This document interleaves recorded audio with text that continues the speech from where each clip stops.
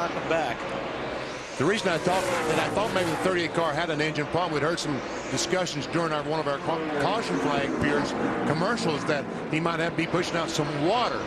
But obviously it was a flat tire, not an engine problem on the 38. And by the way, Matt Kenseth has just taken his car to the garage. He cannot gain any more positions with the remaining laps in the race.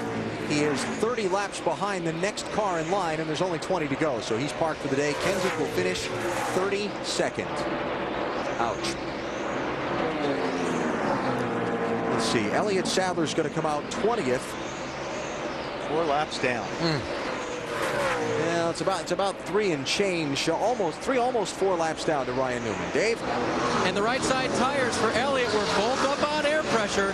So there must be something else going on there. By the way, on that motor BP, I did check with Doug Yates. He said the water temperature was about 230. There was some water being pushed out, but he wasn't concerned about it. Oh, good. Thank you, Dave.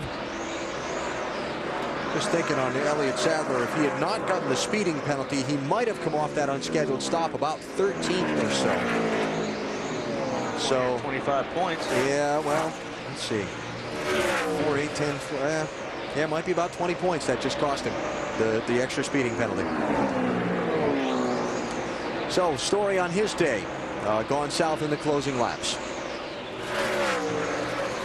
No such thing for the race leader Ryan Newman, who continues to set the fastest lap on the track, circuit after circuit after circuit. You see Newman coming into the picture right up behind Elliott Sadler. What a car, what a drive, what great work by the pit crew today too. He's gotten off pit road first on every stop when he's come down. Oh, he has been just phenomenal. But you know what? He was pretty doggone good here last year as well. Yes, he was. Let's talk about the season for Ryan Newman. He won 8 races last year. This year, but 1. Michigan in June.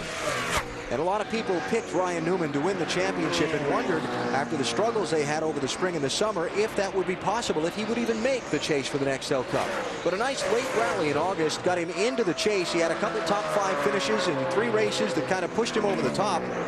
And now Newman with a chance, after getting evened up with everyone, to make another late fall push like he did a year ago and try and deliver a knockout punch for this championship trophy.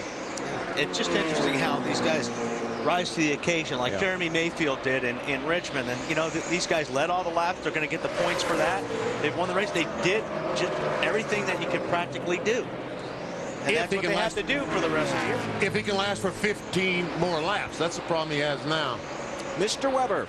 Yeah, Alan, the story you just told, believe me, the pit crew, they've heard those rumblings, and they know people are watching them, question whether or not they'd be able to make it. So when they did get in, it was almost like, okay, we're going to reaffirm our own personal beliefs. We know we can do this. Now we're going to show we can do this. They're showing it now. I have never heard, Bill, just thinking back to the interview with Ryan Newman after he fell out of the race in New Hampshire a week ago.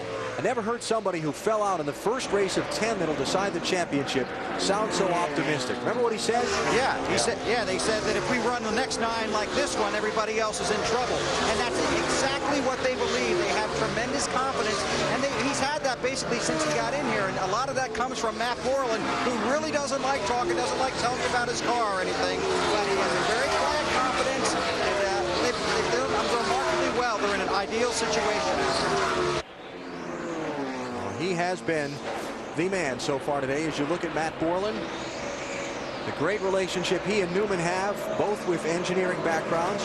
If you're a regular NASCAR fan, you've heard the story before, but you talk about chemistry between people. They think the same way, they speak the same way, they race the same way. They're just philosophically on an even keel all the way around. It really works, the two of them. Unlike you and I. Yeah. They speak that engineering speak. Here's a race for 4th and 5th places as Dale Jarrett in the 88 tries to get up and do something with Kurt Busch for that number 4 spot.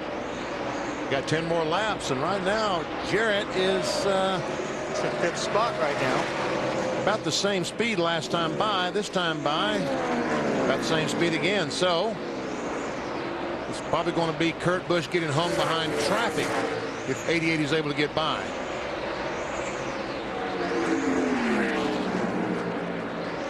Underneath Brendan Gaughan. Gaughan's going to give him plenty of room. Junior. Well, you said that's a surprise, but I mean, Junior is in 9th. I mean, Ryan Newman has lapped just about everyone.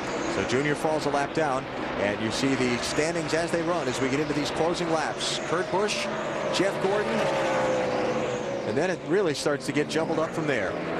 Sadler losing some ground with the run. Now that minus 100 points if they finish as they are now. Kenseth with the 32nd place finish. And Ryan Newman, and here's where the twist of this system comes in. If you look at that, 111 points down, he's going to lead the most laps and win the race, but he's only gotten help, there's that word again, from a couple of guys today. The other championship chasers are all going to finish in the top 10. That's what I said last week. In order for these guys, I think, to have a shot, everybody in front of them is going to have a problem at least once. Well, Kenseth has had a problem today. Elliott Sadler has had a problem today. You got 8 to go. Yep. Ryan Newman coming into today 136 points behind, so only looking to gain 20 or so. There's Chrissy looking on, writing down the lap times and keeping her end of the bargain on the pit card on race day. Married, of course, this past off season.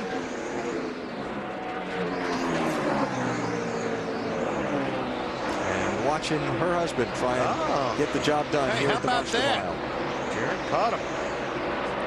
Now, Mike Ford told me, Dale Jarrett's crew chief this morning, he told me we're going to be a sleeper today. He said we haven't shown a lot this weekend, but I think the changes we've made and the way our car came around at the end of practice, we can really do something today.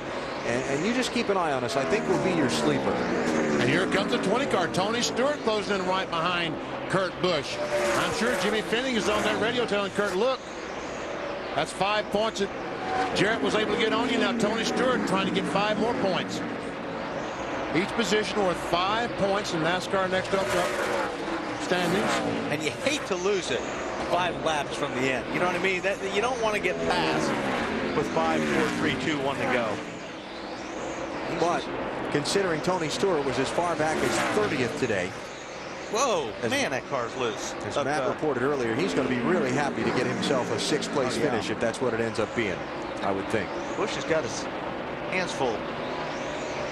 Check that out. Lowest 30th place. Highest 5th. So he's almost as far forward as he's been all day. So good job overcoming difficulties for the Home Depot crew today. And great job by Ryan Newman and company. Man. 2 miles from victory here at Dover.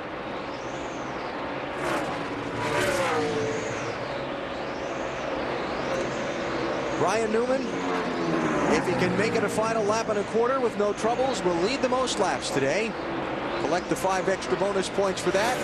It'll be 325 of 400 led at Dover if he makes it around this final time. Awfully impressive run today by Newman, the entire 12 crew. Man, 325 and 400. That's big, isn't it? That's pretty big. Started on the outside of the front row, took the lead at the drop of the green flag into the first corners, and has just about held it the entire afternoon. Dominating performance by Ryan Newman. He wins at Dover.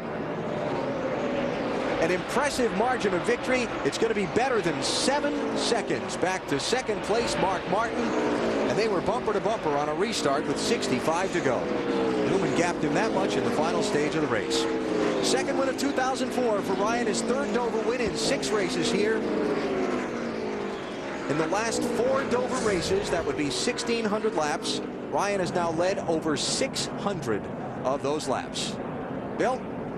On top of the pit box with Matt Borland, crew chief for Ryan Newman. That's a great way to rebound a dominating run. Congratulations. Thank you very much. Guys did an awesome job here in the pits today, and Ryan did an awesome job on the track. And just like thank all the guys at Penske, the engine shop, the engineers, everyone just did an awesome job getting this car running good today, and glad to have a good finish. Was there ever a doubt in your mind after what happened last week at Loudon that you needed to bounce back here?